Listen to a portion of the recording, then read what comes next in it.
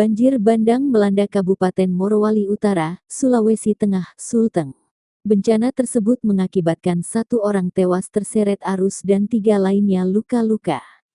1 korban jiwa, 3 luka ringan, ujar Kepala Pelaksana BPBD Sulteng Akris Fatah Yunus kepada wartawan, Sabtu tanggal 4 Januari tahun 2025.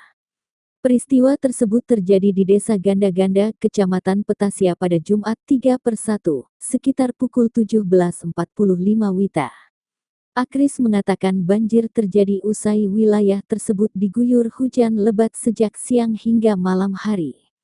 Kepala Bidang Kedaruratan dan Logistik BPBD Sulteng Andi Sembiring mengatakan berdasarkan laporan, banjir terjadi di kawasan industri pertambangan nikel milik PT Surya Amindo Perkasa di Desa Ganda-Ganda, Kecamatan Petasia, Kabupaten Morowali Utara.